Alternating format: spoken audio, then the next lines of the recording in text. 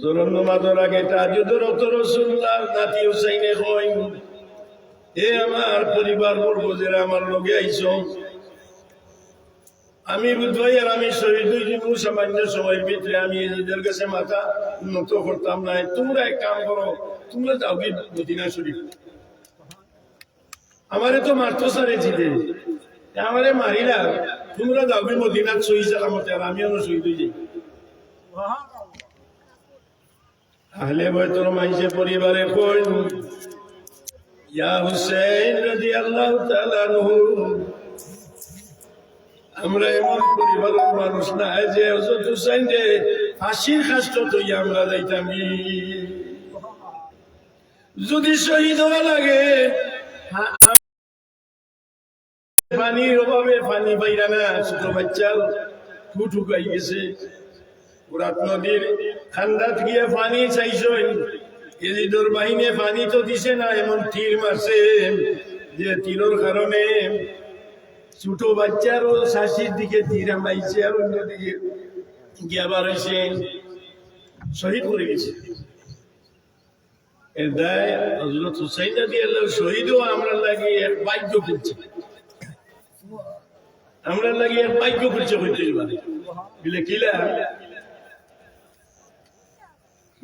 কিয়ামত আমরা যে মারা যাইব, আমরা যে অবস্থায় মারা যাইব লোক কিয়ামতের দিন ও যে আঙ্গুল খিলাল করেন মসজিদর মরা মাইসর যে তু গোসল দেন, তো আপনার খিলাল বানাইয়া নখ পাও 20টা 10টা 20টা নৌকে ভাবে আর হাতে নৌকে লইন, যে নৌকুর ভিতরে যদি কোনো ময়লা থাকে এই ময়লাটা যে গোসল দেয়নি ফেলে ফেলাইবে,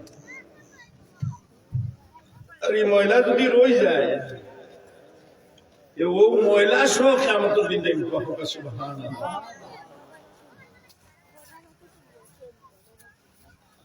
কিয়ামতের দিন যত মানুষ যত জায়গা যেভাবে শহীদ হয়েছে শীঘ্রই এমন ভাবে উঠবা, হযরত হুসাইনের কল্লা মুবারক একখানো, দৌড় মুবারক একখানো খবর দেওয়া হয়েছে, তাই উঠবা মাথা বিহীন অবস্থায়। সুবহানাল্লাহ। হযরত ফাতিমায় দেখবা গিয়া দেখবা তার ছেলের মাথা না, আসরের ময়দানে চিক দিয়া খান্দিবা,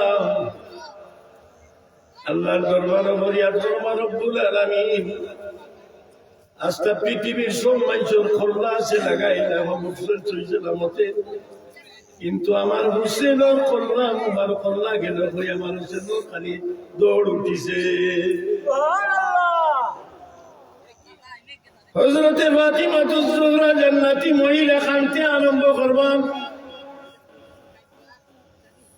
কান্দার লগে লগে আল্লাহ পাক রব্বুল আলামিনে জবাব দিব, ও ফাতিমা কান্দিও না গো, তুমি কিতা চাও? ফাতিমাতুজ জোহরা এবার নাই না, আল্লাহ আমার বাবা 63 বছর দিক দেখি মক্কা মদিনাত ঘুরছিল, মায়ের খাইছেন ইসলামের লাগি, আমার বাচ্চারে শহীদ হয়েছে কারবালার ময়দানও। আজ যদি আপনি আমার খুশি করতেছেন যে পারলা ফাতিমায় কইরা, তাহলে আমার বাবার এতিম উম্মতরে যদি মাফ করে দেন আমি খুশি হয়ে যাব। আমার ছেলের কল্যাণ নাই, দুঃখ নাই, আমার বাবার এতিম উম্মতরে যদি আজ আসরের ময়দানও মাফ করে দিলাই, তাহলে আমি ফাতিমা খুশি হয়ে যাব।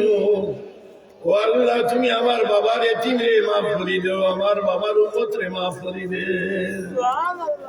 আমার বাবা হাসরের ময়দানে কইরা, ইয়া রাব্বি হাবলি উম্মতি, ইয়া রাব্বি হাবলি উম্মতি। মোহতারাম হাজিরিনে কেরাম, এই কাবার কারবালার ঘটনার এই একাংশ একটু একটু আপনারা সবসময় শুনুন। আমিও কোথাও কোথাও সেইয়ার হযরত হুসাইন রাদিয়াল্লাহু জান্নাতি হলো সর্দার, ফাতিমাতুজ জোহরা কেমন জায়গা তার দিছে দেখুন। এটা এই ঘটনাটা ঘটবার নাই, এমন জায়গা তার দিছে, রাসূলুল্লাহর একেবারে মহব্বতের জিনিস ওটা তার দিলাইছে। একবারে বুজুর্গের দোয়া কবুল হল না,